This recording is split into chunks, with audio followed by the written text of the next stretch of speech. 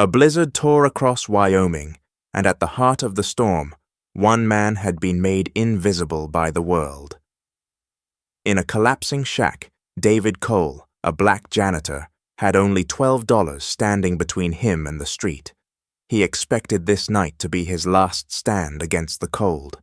His mind, his every survival instinct, screamed at him to lock the door when he heard the engines. 12 headlights pierced the white chaos. 12 female bikers, encased in ice, collapsed at the very edge of his world. They were strangers. They were trouble. But another voice, deeper than instinct, echoed from a place of long-kept love. His late wife's final words, "Keep the light on for others, David." And so, in that moment, he did. He opened the door. By dawn, the world outside his shack had been transformed. A wall of steel and thunder stood where the storm had been. 100 motorcycles, their engines roaring not in anger, but in salute. This isn't just the story of a man's kindness in a blizzard. This is the story of how they repaid him. A blizzard tore across Wyoming, snow slamming against a shack that looked ready to collapse. Inside, David Cole, a black janitor, spread 12 crumpled dollars on the table. 1 week left before eviction. 1 week before nothing. The storm screamed outside. And then, another sound. Engines, not trucks, not snowplows, motorcycles. 12 headlights pierced the white chaos. 12 female bikers, encased in ice, collapsed at the very edge of his world. They were strangers. They were trouble. David stood frozen. He could shut the door, pretend he hadn't seen them, stay invisible, like always.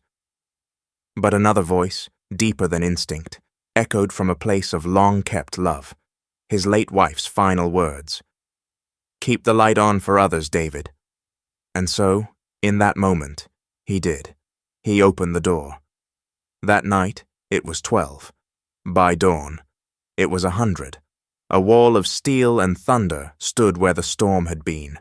100 motorcycles, their engines roaring not in anger, but in salute. This isn't just the story of a man's kindness in a blizzard. This is the story of how they repaid him. Snow hammered the old bus terminal, each gust rattling windows that hadn't seen passengers in years. Inside the maintenance shack, David Cole kept sweeping a floor no one cared about. 52 years old, once a skilled army mechanic, now just a janitor trying to disappear into routine. He leaned on the broom, pulled out his wallet, and counted what was left. $12. That was it. A single week before eviction.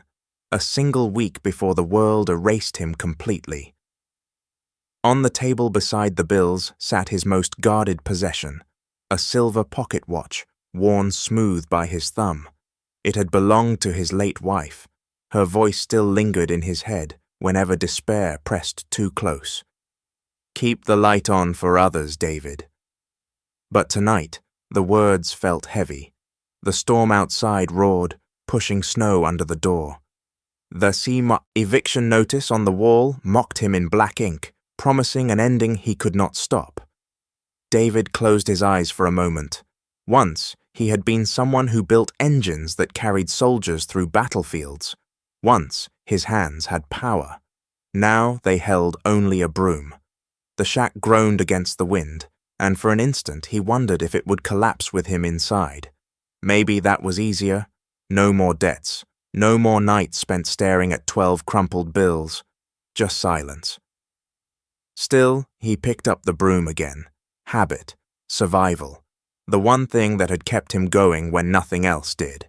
Step after step, sweep after sweep, invisible to the world. He thought the storm would be his only witness. He was wrong. The blizzard beat against the shack, its howl so constant it almost became background noise. David swept another corner, waiting for nothing, when a new sound cut through the storm. Low, rhythmic, growing. Engines. At first, he thought it was a snowplow, the kind of salvation that cleared roads and gave stranded travelers a chance. but the tone was wrong, too heavy, too deliberate. The rumble grew louder until it rattled the thin windows. David set the broom down, heart pounding. He pressed his face to the frosted glass. Through the blur of white, faint beams of light pushed forward. One headlight, then another, then more. 12. Shapes broke through the storm. Motorcycles, their riders bent low against the wind, crawling forward with stubborn determination. Not men, as David first assumed, but women. 12 female bikers fighting the storm with nothing but muscle, steel, and sheer will. They pulled into the lot outside his shack, engines sputtering against the cold. Helmets came off, revealing faces pale and exhausted. Jackets stiff with ice cracked as they moved. The leader swung one leg over her bike and staggered, nearly collapsing. She caught herself with a curse, then straightened, her eyes sharp even through the exhaustion. Riley Vega. She barked something to the others, voice hoarse, but the words were swallowed by the storm. One rider didn't respond, the youngest. She slid from her bike, hit the snow, and didn't get up. David's breath caught. Even from behind the glass, he could see the girl's chest rise shallowly. She was barely conscious. Another rider dropped beside her, shaking her shoulders, shouting her name. Cass Monroe. David gripped the edge of the window. He could walk away, pretend he hadn't seen. That was the smart choice. 12 desperate bikers meant trouble, and men like him didn't get involved with trouble anymore. He turned toward the table, eyes landing on the eviction notice pinned crookedly to the wall, then to the pocket watch lying beside the broom, catching a glint from the dim bulb overhead. His wife's voice, soft but steady, stirred again. "Keep the light on for others, David." The words hit harder now, cutting through the storm inside his chest. David's hand hovered over the lock. Instinct screamed to leave it alone, to stay invisible. But something stronger moved him. Click. The door swung open, and the blizzard roared inside, slamming cold air against his skin. 12 women looked up, their eyes wide with equal parts fear and hope. And for the first time in years, David Cole chose not to hide. The women crowded into the shack, boots stomping snow onto the floor, shoulders shaking as warmth finally touched their skin. David shoved the door shut against the storm, his heart still racing. He didn't know who they were or what they might bring, but in that moment, none of it mattered. Then came the sound that made him stiffen again. Not the blizzard, not the motorcycles. Tires crunching on ice, deliberate and slow. Headlights cut across the shack's frosted window, not from a bike this time, but from a polished black sedan. The door creaked open before David could stop it. A figure stepped inside, wrapped not in frost or exhaustion, but in fur and arrogance. Grace Holloway. Her heels clicked on the cracked floor as if she owned even the snow beneath it. She didn't look at the bikers huddled by the fire. Her gaze went straight to David, cold and sharp. "Well," she said, pulling off her gloves, "if it isn't the great David Cole. Sweeping floors for pennies while sheltering strays. Some things never change." The bikers stiffened, exchanging wary looks. Riley rose, squaring her shoulders, but David lifted a hand to stop her. He already knew this battle. He had lived it for years. Grace reached into her bag and pulled out a folded document, smoothed it against the table, and tapped the eviction notice already pinned to the wall. 7 days, David. That's all the law allows, but truth be told, I could have pushed it through sooner. I thought, perhaps it would be more entertaining to watch you sweat. David's jaw tightened, though he kept his silence. He had faced worse storms than her. Grace tilted her head, eyes glinting. "You know why I take such interest? Because every time I see your face, I remember my brother. Remember how you embarrassed him, how you ruined his career. You think I've forgotten that?" The room grew heavier. Riley looked from Grace to David, confusion flickering in her eyes. "What's she talking about?" Grace leaned closer, lowering her voice like a blade sliding between ribs. "You didn't tell them?" "Of course you didn't. My brother was your commanding officer, wasn't he? The man who signed the papers that ended your military career. He told me all about you, the mechanic who thought he knew better, who dared to challenge orders, and when he fell, so did you." David's grip on the pocket watch in his hand tightened until his knuckles whitened. He didn't answer. His silence was louder than words. Grace straightened, her smile cruel. "You've been invisible ever since, sweeping floors, hiding in storms, clutching that little trinket like it means something. You should have stayed in the shadows, David, because soon even this shack will be gone." She slipped her gloves back on, turned, and left the shack as abruptly as she had entered. The sound of her heels faded, replaced once more by the storm's relentless howl. Inside, silence pressed down on the room. Riley studied David, questions burning in her eyes. Cass stirred weakly under her blanket, whispering his name. For the first time, David's past had stepped into the storm with him, and it wasn't done yet. The storm raged outside, but inside the shack, the crackle of fire softened its bite. David had found an old barrel, stacked wood from the storage, and coaxed flames to life. The women crowded around it, jackets steaming as the ice melted from their sleeves. For the first time that night, there was light brighter than the storm's white fury. Cass Monroe lay wrapped in blankets near the fire, her breath shallow but steady. Riley sat at her side, hand on the girl's shoulder, gaze flicking often toward David, as if measuring him. The others murmured quietly, voices low but carrying an edge of unease. "Reminds me of that storm years ago," one of the bikers muttered, holding her hands to the flames. "On Highway 80, when the bus went down." Cass stirred, her head rolling weakly against the blanket, her lips parted, voice thin as smoke. "The bus. I remember." Riley leaned closer. "What bus, Cass?" Cass's eyes fluttered open, unfocused. "I was little. Snow everywhere.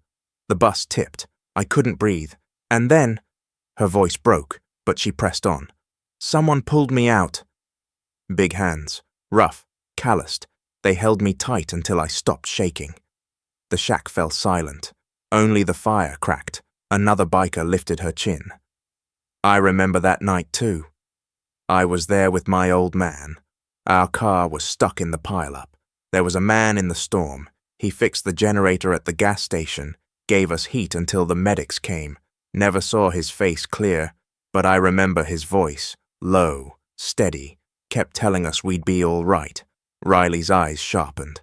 She looked across the flames at David, who sat apart, polishing the pocket watch in his hand, as if the conversation had nothing to do with him. She frowned. "That voice, I've heard it before." David didn't look up. Cass stirred again, whispering. "It's the same voice. The one from back then." "It's him." Her hand trembled as she pointed weakly toward David. The room tensed. A dozen eyes turned to him at once. Riley rose, firelight catching the scar over her brow. She studied David, searching his face for confirmation. 10 years ago, that storm nearly killed us. The man who saved us vanished before the news crews arrived. He never gave a name. You expect me to believe it's just chance you sound exactly like him?" David set the watch down carefully, the ticking faint but constant. He lifted his gaze, calm but heavy, meeting hers, across the fire. "I didn't expect you to believe anything," he said. "I just opened the door." The bikers exchanged looks, some skeptical, some wide-eyed. Riley's jaw tightened, but the flicker in her eyes betrayed something else. Recognition. The storm outside screamed louder, battering the walls, but inside the firelight told a different story. Fragments of memory were stitching together. and piece by piece, the stranger sweeping floors began to look like the ghost who had once saved their lives. The fire kept the cold at bay, but tension hung heavier than the smoke curling to the ceiling. The bikers whispered, trading half-remembered fragments, each one circling closer to the man sitting quietly apart. David's hand never left the pocket watch. Its steady tick seemed louder than the storm outside. Then, over the roar of the wind, came another sound, tires grinding on snow. The riders tensed instantly, hands twitching toward weapons they carried more out of habit than need.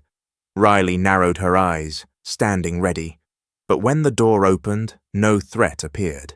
Instead, a small figure stepped inside, hunched under the weight of a heavy coat. She carried a pot wrapped in cloth, steam rising from the lid. The scent of broth and vegetables filled the shack, warm enough to make the bikers blink in surprise. Eleanor Price. Her grey hair escaped from beneath her knit cap, her cheeks flushed from the cold. She gave a little nod to David before setting the pot down near the fire.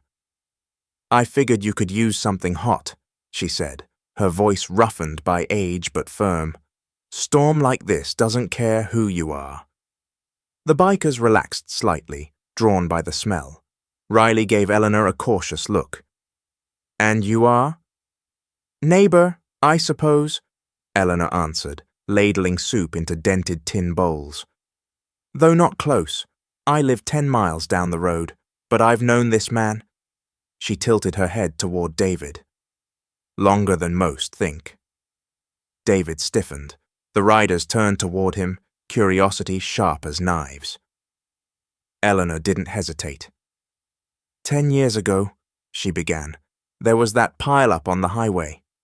A bus overturned, cars stacked one after another. I was in one of them, trapped. I thought I'd die in that snow." Cass lifted her head, eyes wide. "The bus," she whispered. Eleanor's gaze softened as memory pulled her back. "I remember smoke." Screams. Then a figure pushing through the white. A man. He pried my door open with his bare hands, pulled me out like I weighed nothing. When the generator failed at the gas station, he fixed it, kept us warm until help came. And before anyone could ask his name, he vanished. The shack was silent. Every biker leaned in, waiting. Eleanor looked at David, and the firelight caught the shimmer in her eyes. "It was him." David Cole gasps rippled around the circle. Riley's scarred brow furrowed. She stared at David, searching his face as if seeing him for the first time. Cass let out a shaky laugh that turned into a sob. "I knew it. I knew it was the same hands." David set the watch on the table. His expression didn't change. He didn't flinch under their stares.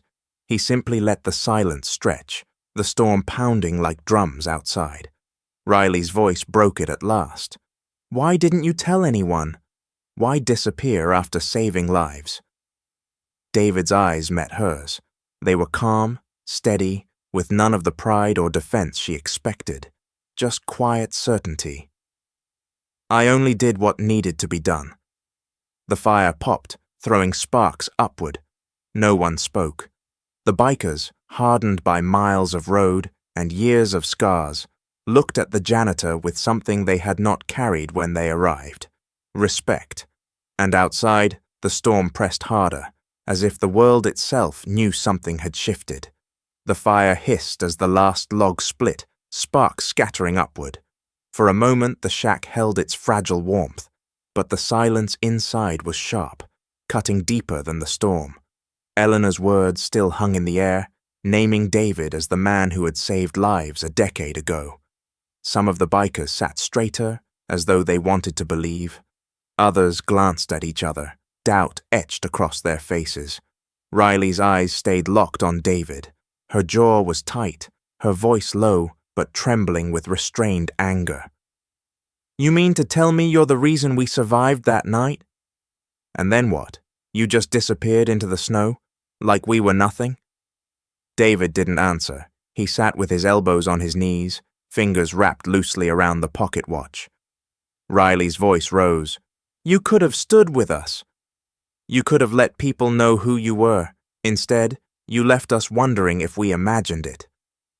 She stepped closer, firelight sharpening the lines of her scar. You didn't vanish because you're noble. You vanished because you were afraid of being seen. A murmur swept the circle. One of the older bikers shifted uneasily. Another gave Riley a warning look, but she ignored it. Cass stirred from the blankets, her voice weak but clear. He wasn't afraid. He stayed with me. I remember her words cracked, but she forced them out. Those hands. That voice. He didn't leave until I could breathe again. The room split, half leaned toward Cass's fragile conviction, half toward Riley's fury. The storm outside slammed the walls as though echoing the tension. Riley pointed at David. Say something. Prove me wrong. His eyes lifted to meet hers, calm, steady. I'm not here to prove anything. The simplicity of it only stoked her anger. Then what are you here for? To sweep floors until no one remembers your name? To hide while others carry the scars? The bikers shifted restlessly, the air hot despite the cold seeping through the walls. David didn't flinch.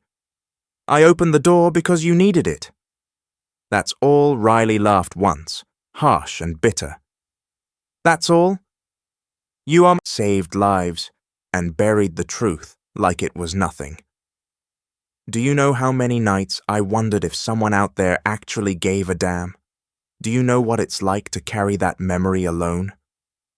Cass coughed, struggling to sit up. Riley turned to steady her, but Cass whispered fiercely. He gave a damn. More than anyone. That's why we're still here. The words cut deeper than any argument. Riley froze, torn between rage and the trembling certainty in Cass's voice. Outside, the storm screamed. Inside, the fire crackled, waiting for one side to break. The storm battered the shack, but the sudden glare of headlights cut through the frosted windows. Engines this time weren't bikes, they were police cruisers. The riders froze, tension snapping like a live wire. The door burst open, and a tall figure stepped inside, snow dusting his shoulders. Deputy Mark Denton. Young, broad-shouldered, his badge gleamed under the weak light. His hand hovered near his holster as he swept the room. Well, well, he drawled, voice sharp. What do we have here? A whole gang of outlaws squatting on county property. Thought I heard the storm carrying trouble. Riley rose instantly, eyes blazing. We're not here to cause trouble. We just needed shelter. Denton's eyes narrowed. Save it. I know your kind. Bikers ride in, chaos follows. I should haul every one of you out into the snow. The women bristled, their exhaustion giving way to anger. The storm roared, wind hammering against the thin walls, as if daring someone to make the first move. Before anyone could answer, a weak sound broke the tension. Cass groaned, her body shuddering under the blanket. Her lips were blue, her breaths shallow. Riley dropped to her knees beside her. She's crashing, Riley whispered, panic slicing through her hardened voice. Denton took a step forward, suspicion still clouding his face. What's wrong with her? David was already moving. The years fell away as he knelt beside Cass, hands steady. He checked her pulse, then her airway, his voice calm and precise. Severe hypothermia. She's not getting enough oxygen. He stripped off his jacket, pressed it around her, then barked instructions. Blankets, layer them. Someone boil water. We need heat packs. Fast. The bikers scrambled without hesitation. Riley obeyed his every word, her earlier anger drowned in desperation. Eleanor moved to the pot, already pouring boiling water into bottles. Denton froze, watching. The janitor he thought invisible worked with the precision of a battlefield medic. His movements were efficient, confident, the kind you couldn't fake. David tilted Cass's head gently, his breath steady as he gave mouth to mouth, counting seconds with soldier's discipline. "Come on, kid." "Breathe with me." Cass sputtered suddenly, coughing weakly, her eyes fluttering open. Relief swept through the shack like fire. Riley caught her hand, tears cutting through grime on her face. "Stay with us, Cass. You hear me? Stay." David leaned back, sweat beading his brow despite the cold. He spoke evenly. "She'll live, but she needs constant warmth. Don't let her drift." The bikers nodded, holding Cass close, feeding her sips of warm broth. The shack filled with murmurs of gratitude, but the loudest silence came from Denton. He stared at David, his jaw slack, the weight of what he'd just seen shaking his certainty. "That wasn't janitor work," he muttered. "Who the hell are you, Cole?" David wiped his hands on his sleeve, meeting the deputy's eyes with calm resolve. "Just someone who knows what to do." Denton didn't reply. For the first time that night, the badge on his chest seemed heavier. He looked around at the women, at the frail girl who had nearly died, then back at the man he had come to dismiss. The storm howled outside, but inside the shack, a different storm was breaking, one that left Denton standing speechless, no longer so sure who the real threat in the room was. The storm rattled the shack, but the silence inside was louder than the wind. Cass still rested under blankets, Riley never leaving her side. The other bikers leaned against the walls, eyes darting between David and Deputy Denton, their unease crackling in the air. The door swung open again, the blast of cold nearly snuffing out the fire. And there she was, Grace Holloway, stepping inside as if the storm itself bowed for her. Her coat shimmered with snow, her perfume fighting against the smell of smoke and broth. "Well," Grace said, lips curling, "isn't this cozy? Criminals, strays, and our favorite janitor." Her eyes lingered on David with venom that made the bikers bristle. Riley shot to her feet. "Lady, we don't need your poison tonight." Grace laughed, brittle as glass. "You don't know him like I do." She pulled her gloves off slowly, savoring the moment. "David Cole isn't some humble man sweeping floors. He's a disgrace in uniform, a coward who cost lives." The words struck like a slap. The bikers stiffened, looking back at David. Denton frowned, unsettled. Grace stepped closer, heels clicking against the warped boards. "You see, my husband was his commanding officer, Major Holloway, a decorated man, a leader, and this," she jabbed a finger toward David, "this mechanic thought he knew better, questioned orders, made noise about doing the right thing. And when the mission collapsed, guess who paid the price? My husband's career, our family's honor." Her voice rose, sharp with long-nursed bitterness. "He signed the papers that ended you, Cole. Dishonorable discharge, stripped of everything. You went from a soldier to a janitor overnight, and I made sure the world never forgot it." Gasps rippled through the room. Riley's eyes widened, her gaze snapping back to David. Cass stirred weakly, whispering his name again, but David didn't move.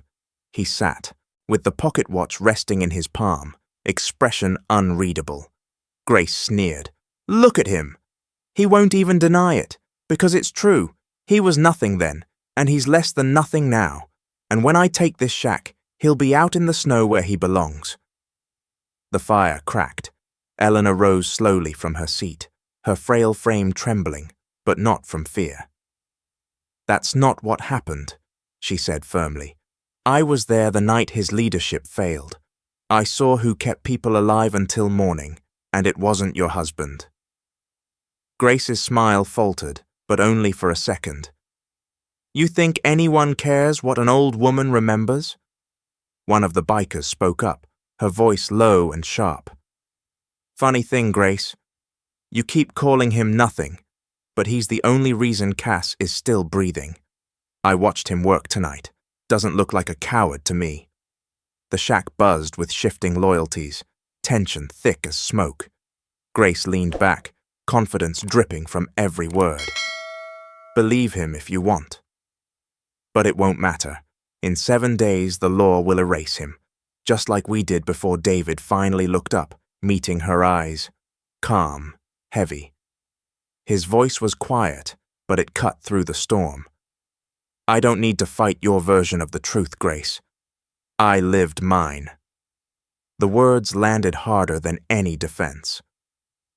Grace blinked, unsettled, then yanked her gloves back on and stormed out, leaving cold air and a trail of bitterness behind. The door slammed. For a long moment, no one spoke. The biker's eyes turned toward David again, not with doubt this time, but with questions that demanded answers. And still, he sat in silence, the watch ticking in his hand, steady against the chaos. The shack had barely settled back into uneasy silence when the CB radio crackled to life. Static hissed, then a voice broke through, rough and urgent. Breaker 19! Storm's thick, but we're pushing through. 20 bikes, maybe more. ETA 15 minutes. The riders around the fire stiffened instantly. Riley cursed under her breath. That's not one of ours. Another burst of static followed, then the voice again. This is Iron Serpent's chapter. We're coming in hot. Hope you're ready. The shack erupted with tension. Hands went to knives, chains, anything within reach. Boots scraped the floor as the women stood, every muscle coiled tight. The firelight sharpened the fear behind their eyes. Riley's voice was a growl. Serpents don't roll in for tea. They've been gunning for us since Denver. If they smell weakness, they'll tear this place apart. Denton straightened, hand drifting back to his holster. Eleanor glanced nervously at David, her grip tight on the ladle she still held. The storm outside screamed louder, the howl of wind now blending with a new sound, distant thunder. Not the sky, engines, the deep, rolling growl of bikes cutting through snow. Cass stirred weakly, her voice thin. Please, don't fight! Riley clenched her jaw, torn between protecting her people and guarding the girl barely clinging to warmth. The sound grew louder until headlights slashed across the shack walls, multiplying. The ground shook as engines revved in unison. The Iron Serpents had arrived. The bikers inside the shack braced, ready to throw themselves into a storm far more dangerous than the one outside. Riley shouted orders, voices clashing, fear sharpening into defiance. And then, the door opened.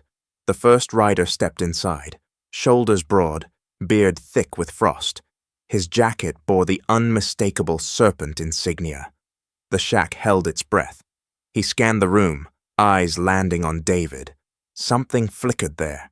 Not rage, recognition. Slowly, he removed his helmet. His voice was rough, but carried something deeper. You! I know you, the women tensed, ready for the strike. But the man took another step closer, disbelief softening his hard features. 10 years ago, that pile-up on the pass. You were there. Murmurs rippled through the serpents behind him. Another rider nodded, her voice breaking. My little brother was trapped in that bus. I never saw the face of the man who pulled him out, but I'll never forget his hands. The same hands I'm looking at now. The fire popped, throwing sparks into the stunned silence. David said nothing. His gaze held steady, his fingers brushing the pocket watch once more. The serpent leader let out a breath that seemed to drain years of bitterness. We came ready to settle scores. But instead, he extended a gloved hand, not in threat, but in respect. We owe you. Shock rippled through the shack. Riley blinked, her anger dissolving into stunned silence. The rival bikers who should have been enemies stepped aside, bowing their heads slightly as if the storm itself had commanded it.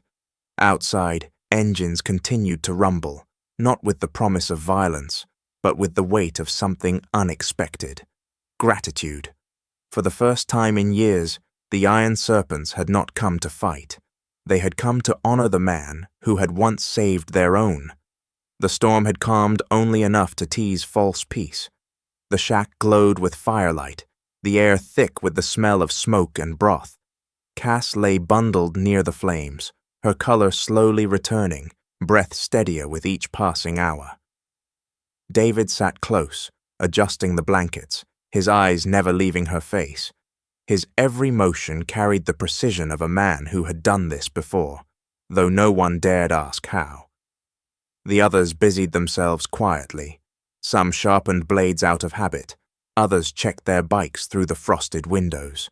The iron serpents lingered in the shadows, their earlier hostility softened but not erased. Rivalry doesn't vanish in a single night. Riley moved away from the fire, slipping toward the shack's corner where the old CB radio still sat. Its antenna was bent, its casing dented, but David had repaired the wires earlier when the storm knocked them loose. She cast a glance back. He was still bent over Cass, speaking softly to Eleanor, completely unaware. She lowered her voice, twisting the knobs until static faded. "Breaker, Breaker, this is Vega, Midnight Haven coordinates. Repeat, Vega calling, we've got a situation."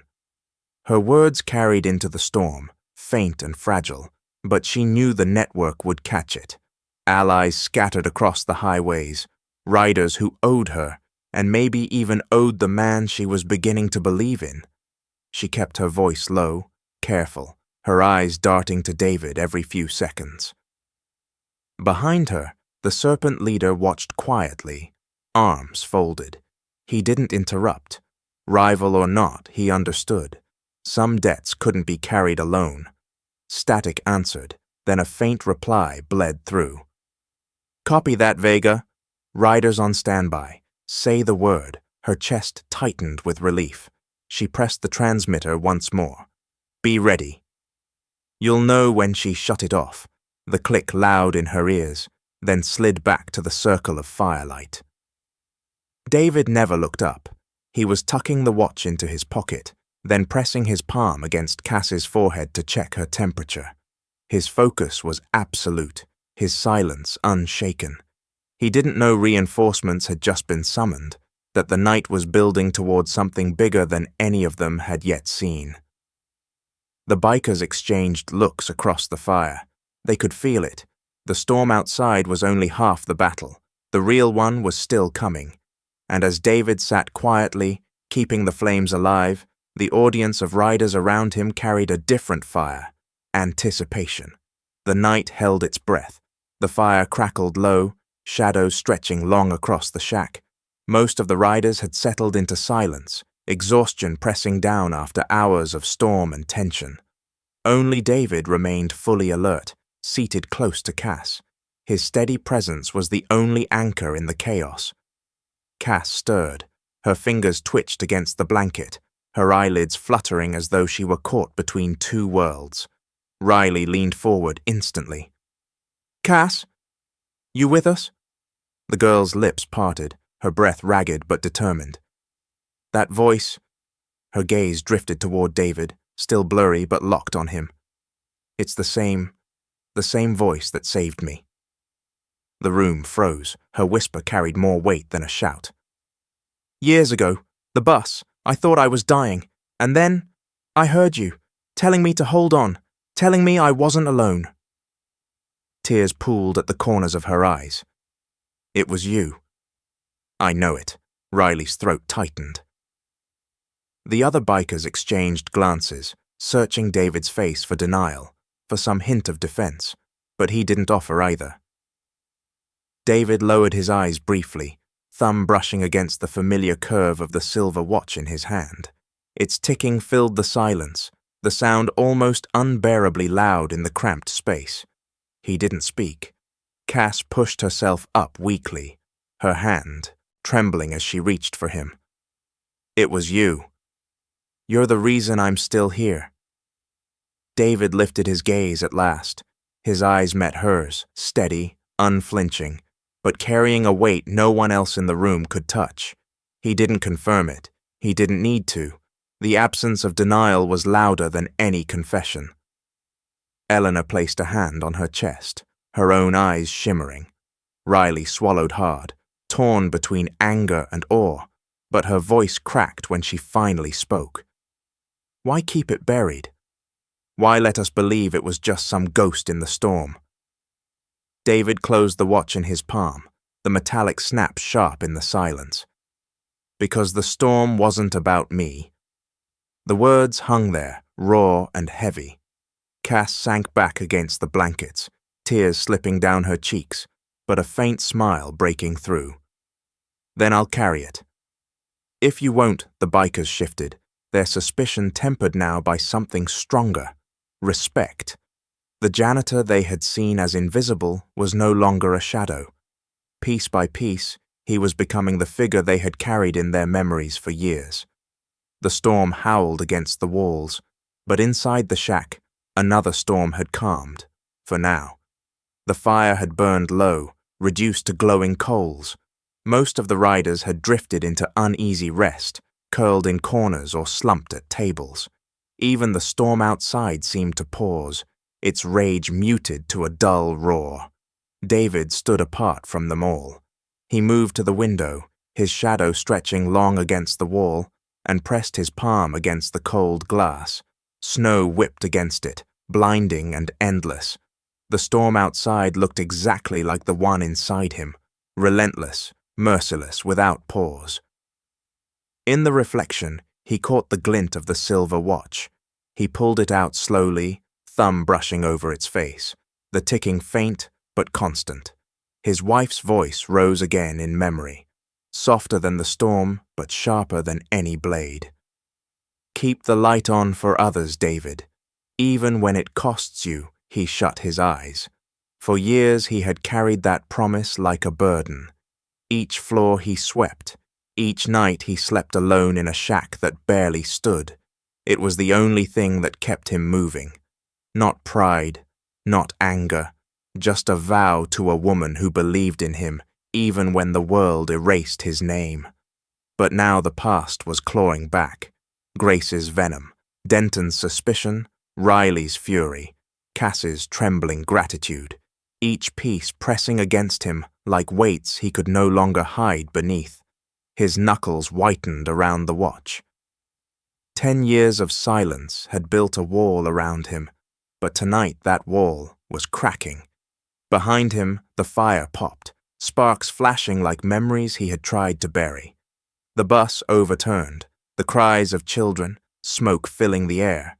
His own hands, raw and bleeding, forcing doors open. A girl's small fingers clutching his coat as he carried her through the snow. A voice, his voice, steady when everything else was chaos. Hold on. You're not alone, David. Opened his eyes. The storm stared back at him through the glass, daring him to keep hiding. He slipped the watch shut with a snap, the sound echoing like a gunshot in the silence. For the first time that night, his shoulders lifted, not in defeat, but in preparation. The storm wasn't finished, and neither was he. Behind him, Cass stirred again in her sleep, whispering his name like a tether. Riley shifted restlessly by the fire, her eyes half open, still filled with questions, and Eleanor sat awake, her frail hands folded as though in prayer, watching David's silhouette at the window with quiet recognition. He didn't turn. He let the storm fill his vision. The promise echoed louder now, not just his wife's voice, but his own, finally answering. The light stays on. And with that vow, David Cole, the invisible janitor, steeled himself for what was still to come. The storm had dulled to a low moan, but inside the shack, the tension was razor sharp. Riders whispered quietly, their voices laced with unease. David remained near the fire, the silver watch ticking softly in his palm, its weight reminding him of promises he had never broken. Then came the unmistakable crunch of tires against ice. Not bikes, heavy vehicles, the sound of authority arriving. The door slammed open, wind rushing in like a warning. Grace Holloway stepped through first, draped in her immaculate coat, eyes gleaming with triumph. and beside her, a man broader than Denton, his badge polished, his authority filling the room, Sheriff Randall Pike. The riders shifted instantly, shoulders squaring, ready for a fight. Riley stood in front of Cass, jaw set. The serpents tightened their formation near the wall. Grace's smile cut through the air. Perfect, just perfect. A den of criminals, led by a man too cowardly to admit what he is. The sheriff's gaze swept across the women, then landed on David. "This your place?" David didn't move. His silence was answer enough. Grace stepped closer, her voice sharp, every word dripping venom. "You think these women respect you because you opened a door?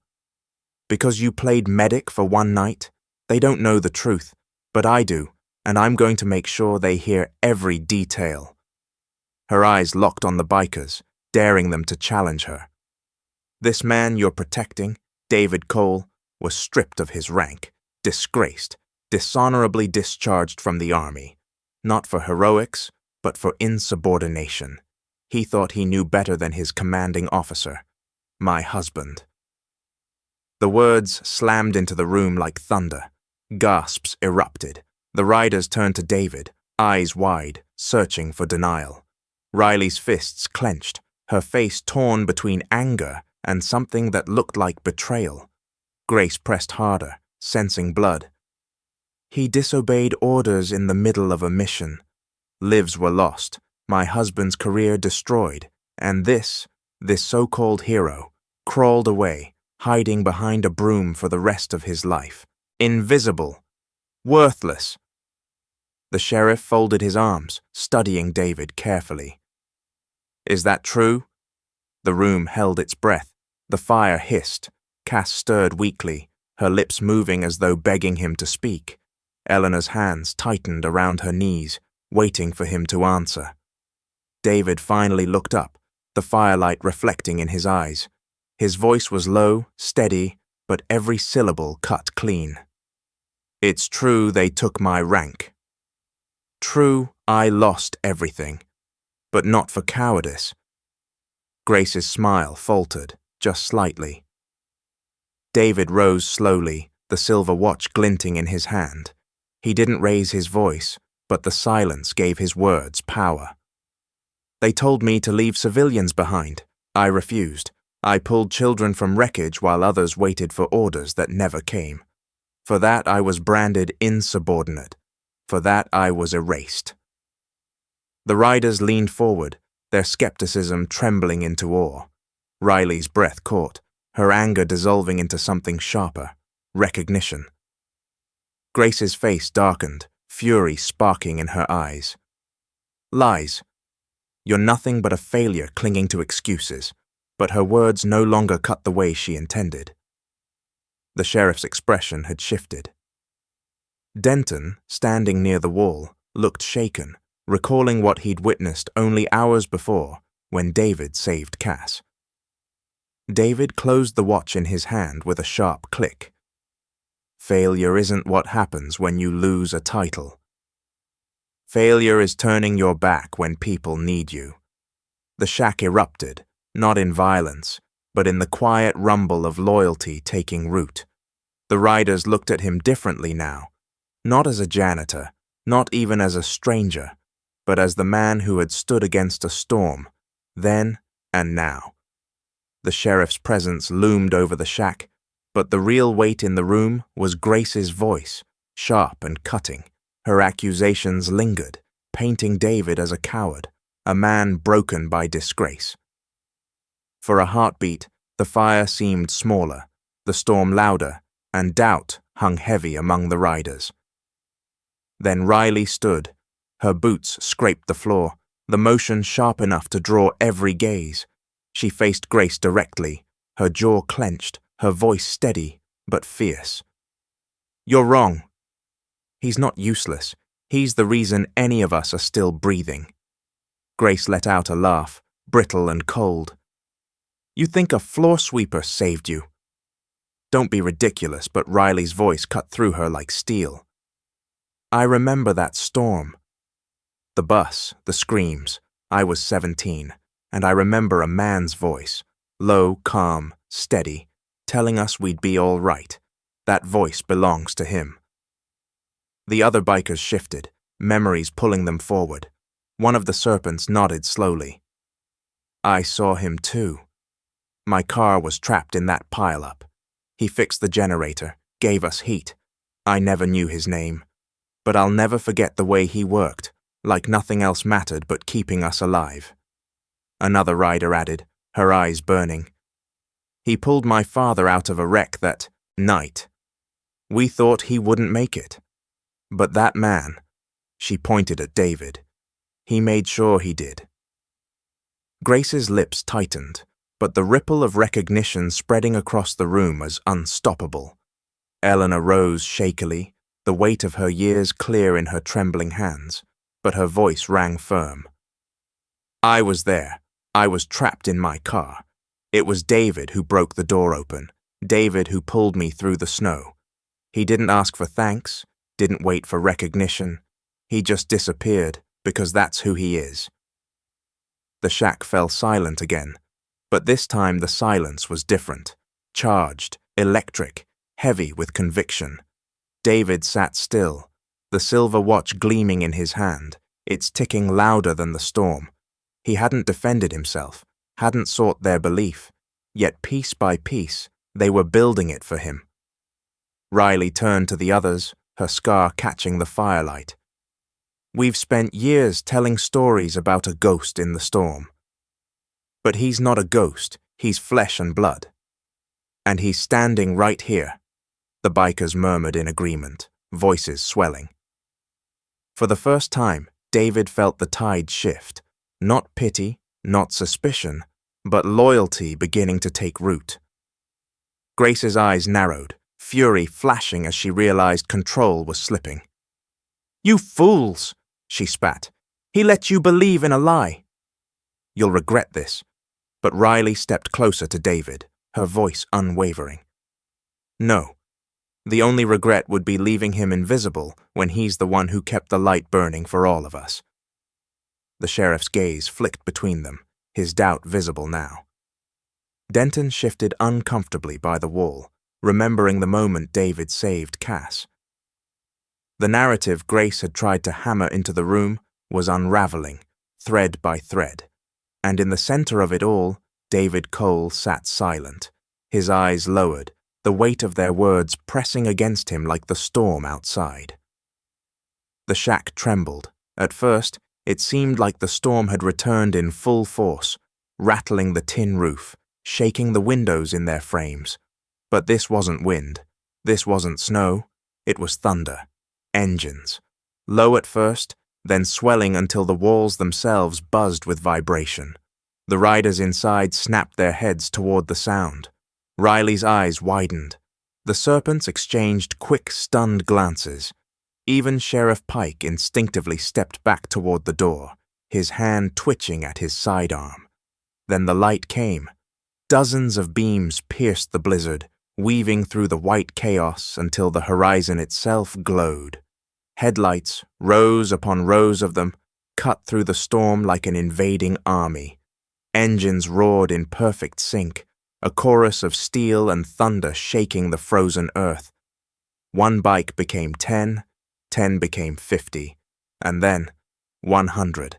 They poured into the clearing, tires crunching over snow, chrome glinting under the dim moonlight, colors from chapters across states, Denver, Salt Lake, Phoenix, Oakland, each patch, carrying a story, each engine adding to the symphony.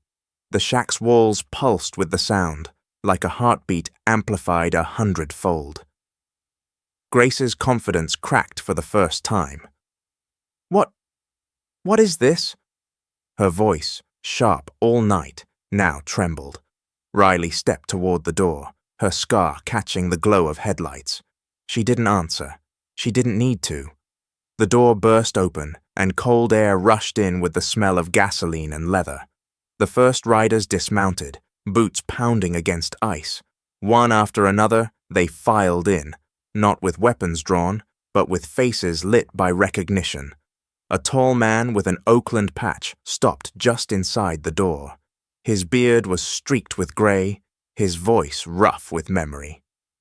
20 years ago, I would have frozen to death in my truck if not for a man who fixed the generator, kept me alive till dawn. That man is standing here tonight. His eyes found David.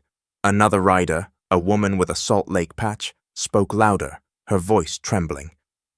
My brother was in that bus, the one that flipped. A stranger carried him out. Carried me out too. I never knew his name. Until now the air shifted. Every word carried weight, hammering the silence into something unbreakable. Grace tried to speak, but the noise outside drowned her. More engines revved, punctuating the testimony. 100 bikes, roaring not in anger, but in allegiance. Eleanor's frail voice rose above it all. She pointed at David, tears streaking her face. He was there for all of us. He's been the light in every storm, and you tried to bury it, the riders cheered, a guttural sound that shook the shack to its foundation. Boots stomped, fists pounded tables, the storm of voices now louder than the storm outside. David didn't move. He stood still by the fire, the silver watch in his hand, the flames flickering against his face.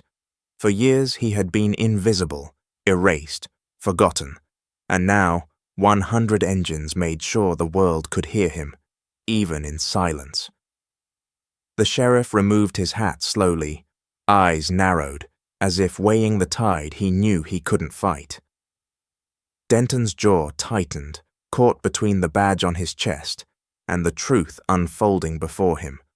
Grace staggered back a step, her power dissolving into the roar of the community she had underestimated. Outside, 100 bikes idled in unison, their thunder rolling through the mountains like judgment. And for the first time, David Cole was no longer a ghost. He was the storm. The shack shook as the roar of 100 bikes rumbled outside, a wall of sound that no storm could silence. Inside, the riders stood taller, their presence pressing against every corner of the room. The glow of headlights spilled through the frosted windows, painting Grace's face in harsh white. Her hands trembled, but she forced her voice sharp. This doesn't change the law." She yanked a folded paper from her coat, the county seal stamped in red across the top. She held it high like a weapon. "Eviction notice, signed, sealed, and enforceable. This man has no claim here. Tonight is the end of him." The room stiffened. Some bikers bristled, others muttered curses, but no one moved. The legal paper fluttered in her hand, a symbol of everything she had relied on for power. Then Denton stepped forward.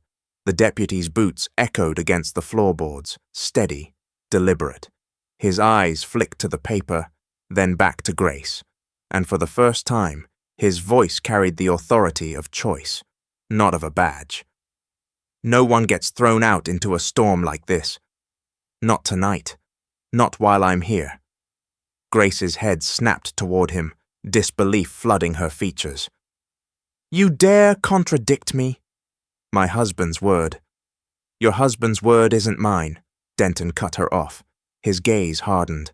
"I saw what he did tonight. He saved that girl's life while you stood outside, waiting for your moment to gloat. You call that worthless? Then maybe you've forgotten what worth really means." The bikers erupted with cheers, boots stomping, fists pounding in approval.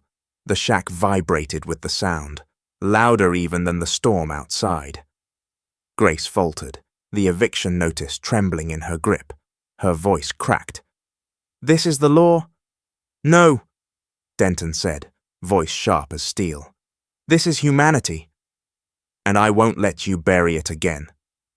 The paper slipped from her fingers, drifting to the floor. It landed in the firelight, the edges curling as though even the flames refused to honor it. Then, from the doorway, a figure stepped in, the leader of the Iron Serpents. His presence filled the room, his patched jacket heavy with years of scars and battles. The riders hushed as he removed his helmet, his grey-streaked hair catching the fire's glow. He walked straight to David, stopping just a foot away. For a heartbeat, silence reigned. Then the man dropped to one knee, his head bowed. The gasp that followed was almost louder than the engines outside. "This man," the leader said, his voice raw, "pulled me from death when I was nothing. Tonight I bow not to a janitor, but to the one who kept my light burning. I owe him my life." One by one, riders followed. Boots struck the floor as heads bowed, serpents and allies alike. Rivalry, suspicion, anger, all of it melted into a single act of reverence. Grace stumbled back, her power crumbling before her eyes. The eviction notice smoldered on the floor, forgotten. The sheriff removed his hat, silent but acknowledging the tide he could not stem. David stood unmoving, the silver watch in his hand, its ticking the only sound he seemed to hear. For years he had lived invisible. Now the weight of 100 bowed heads threatened to crush the wall he had built around himself, and Grace Holloway, once certain she held all the power, was left standing alone, a figure stripped bare in the glow of firelight and thunder. The fire roared higher now, as if the storm itself had surrendered. Grace was gone, her voice drowned out by the chorus of engines outside. Inside, silence lingered, heavy but no longer hostile. It was the silence of something shifting, something being born. Then one of the riders, a broad-shouldered man with a phoenix patch, stepped forward. In his hand, a thick envelope, edges worn from being passed between too many hands. He placed it on the table in front of David, the sound sharp as a gavel. David frowned. "What's this?"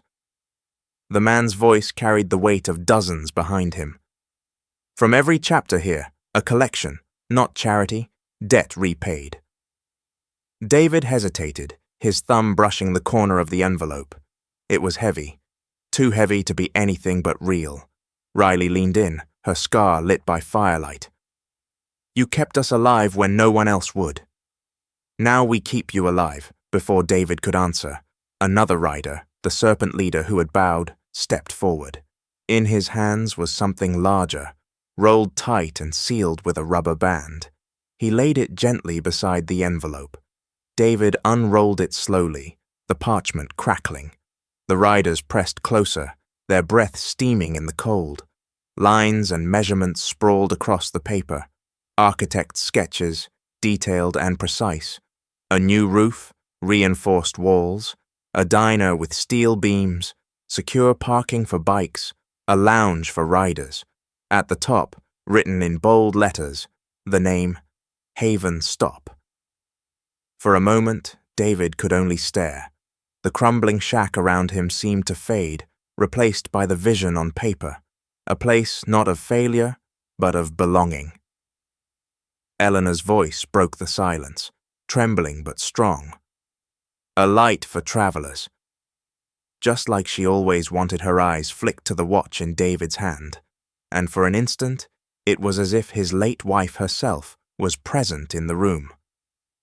The riders nodded, murmurs of agreement filling the space. The serpent leader's voice carried over them. "This shack kept us alive tonight, but it won't stand forever. We'll build you something that will. A place no storm can break. A place every rider will know they can find warmth, food, and safety." The envelope still sat heavy on the table, but the blueprint felt heavier in David's hands, not from weight, but from meaning. He swallowed hard, his voice barely audible over the storm of engines outside. "Why me?" Riley answered without hesitation. "Because you've been carrying us longer than you know. It's time we carried you." The room swelled with approval, boots stomping, fists pounding, engines revving outside in answer. David lowered his eyes to the silver watch, the ticking steady against his palm. For years he had clung to it as a reminder of a promise. Now, surrounded by riders, money, and blueprints for something greater, he realized the promise had grown beyond him. The light wasn't just his to keep anymore. It belonged to them all. The storm outside had finally begun to break. The snow still fell, but softer now, like ash drifting after a fire. Engines rumbled steady in the distance, 100 bikes idling in the cold, their thunder a living wall of loyalty. Inside, the blueprint still lay across the table, the envelope heavy beside it. Riders surrounded David, their faces lit by both firelight and expectation. But David felt none of it, not yet. He rose slowly, the silver watch cradled in his hand, its ticking filling his ears. Each beat carried him backward through time, back to a woman's smile, her soft voice, the warmth of a promise made in the quiet of their last night together. He walked past the fire, past the riders, past the sheriff and his men who now stood silent. The door groaned as he opened it. Cold wind slapped his face, sharp but cleansing. The night was alive with light. 100 headlights burned through the snow, halos of defiance against the dark. Riders stood beside their machines, silent, waiting. The storm had once made David invisible. Tonight it framed him. He stepped out, boots crunching into the snow, the watch glinting in his hand. For a heartbeat, the world seemed to fall still, the storm pausing, the engines humming low, the crowd holding its breath. And then, like a whisper across the wind, he felt her, his wife, not in flesh, but in memory, her warmth wrapping around him, as real as the cold biting at his skin. He could almost hear her voice again, the same one that had anchored him through every shadow. "Keep the light on for others, David." His hand trembled, but only for a moment. Then he lifted the watch high, letting the firelight strike its silver face. The crowd leaned in, riders pressing closer, breath steaming in the frozen air. His voice was low, but it carried, strong enough to cut through wind and thunder alike. Sometimes the strongest walls aren't made of brick or stone, but of kindness and the courage to open a door. The words rippled through the riders like electricity. The serpent leader bowed his head deeper. Riley's lips parted, her scar quivering as tears slipped free. Cass clutched her blanket tighter, whispering his name with awe. Eleanor folded her frail hands, whispering a prayer of thanks. And then the engines answered. One by one they revved, until the night shook with thunder that could have woken mountains. It wasn't chaos, it was salute. David lowered the watch, the metal warm now against his palm.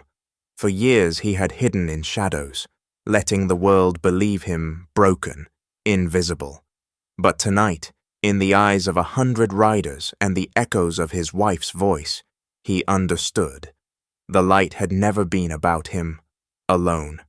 It was about every soul who needed a place to belong. And now, that light was no longer his burden. It was his legacy. The storm had passed. The ghost had stepped into the light. Months passed, and the storm that once threatened to bury everything was now only a story told by riders who had lived it. Where the crumbling shack once stood, beams of steel rose, glass windows gleamed. The air smelled not of decay, but of promise. The blueprint had become real. Haven Stop. The sign hung high above the new structure, letters bold against the Wyoming sky. At night, its lights glowed warm, cutting through the darkness like a beacon on the highway. Engines came daily now, riders from Denver, Salt Lake, Phoenix, Oakland. Even those who had once been rivals rolled in, their patches mixing, their laughter carrying across the lot. The rumble of bikes no longer signaled fear, but homecoming. Inside, the diner was alive. Coffee steamed from fresh pots. Pancakes flipped on griddles. Stories flowed louder than the jukebox. Riley leaned against the counter, teasing Cass about her slow shuffle as she carried plates. The scar on Riley's face caught the light, but it no longer looked like a wound. It looked like proof of survival. Cass moved slower than most, but her smile was wide. "Table 5 wants more coffee." she said, setting mugs down. And they asked about him. She nodded toward the far corner. David sat there, as he always did, a quiet sentinel. The silver watch lay beside his cup, ticking steady. He still wore the janitor's jacket sometimes, though its fabric was patched and faded. He never tried to dress himself as anything more than what he was. But the way the room shifted around him made it clear. He was no longer invisible. Eleanor came in most mornings, her frail steps carrying her to the same booth by the window. She always brought a book, though she rarely opened it. She preferred watching the room, watching how far it had come. Denton, too, dropped by often. No badge on his chest anymore. He had resigned. Some said shame drove him out. Others said it was pride in finally choosing the right side. Either way, he sat at the counter, drinking coffee quietly, never missing a chance to nod at David. Grace Holloway never came. The town whispered about her lawsuits, her desperate attempts to claw back control, but none had teeth. Even the sheriff had distanced himself. And though her name was still sharp in some mouths, here at Haven Stop, she was already forgotten. The CB radio, mounted on the wall above the counter, crackled alive one crisp evening. Static hissed, then a voice broke through. "Breaker 19, this is Road Ghost. Haven Stop, do you read?" Riley grabbed the mic, grinning, but David reached for it first. His deep voice carried calm across the airwaves. "Haven Stop here. We read you." The reply came fast, filled with the hum of engines. "We're 30 miles out, heading your way. Any chance the coffee's still hot?" David's eyes flicked to the riders around him. Cass's smile, Riley's steady nod, Eleanor's quiet prayer. The watch ticked against his palm, steady as ever. He pressed the mic. "The light's on, and the coffee's always hot." The diner erupted with cheers, laughter spilling over the sound of engines approaching in the distance. Outside, headlights began to pierce the night, another wave of riders answering the call of a place that had become more than a stop. It was sanctuary. David set the mic down, exhaling slow. He looked at the blueprint framed on the wall, creased from its first unfolding, coffee-stained, but cherished like scripture. Next to it hung a photo of his wife, smiling in the sunlight years before. He whispered softly, words only the watch could hear. "The light's still on, love." Outside, engines roared, shaking the glass but not the foundation.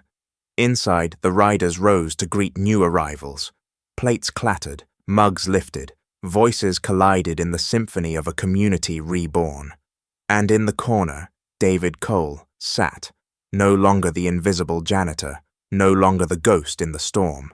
He was the beacon, quiet, steadfast, unmovable. For those who had once been lost on highways of despair, Haven Stop was more than shelter. It was proof that kindness could outlast storms, that loyalty could rebuild what hatred tried to erase. The light would stay on, the coffee would stay hot, and the man who once had only $12 and a collapsing shack now held something no eviction notice could take. A family bound not by blood, but by storms weathered together. Before we part ways tonight, we'd love to hear from you. Where are you watching from? Is it the stillness of an early morning, a quiet cup of coffee by your side, or the calm of a late night, where stories like this keep you company? Drop your thoughts in the comments. We read each one with gratitude. If David's story moved you, if the light of Haven Stop touched something in your heart, consider subscribing. Not just for more stories, but to stand with a community that still believes in dignity, compassion, and second chances. Thank you for giving us your time, for choosing to be here in this space where invisible lives shine again. Wherever you are, may you carry this story with you. And remember, sometimes the strongest walls aren't made of stone, but of kindness and the courage to keep the light burning for others. Take care of yourself and until next time, the light is still on, and the coffee will always be warm.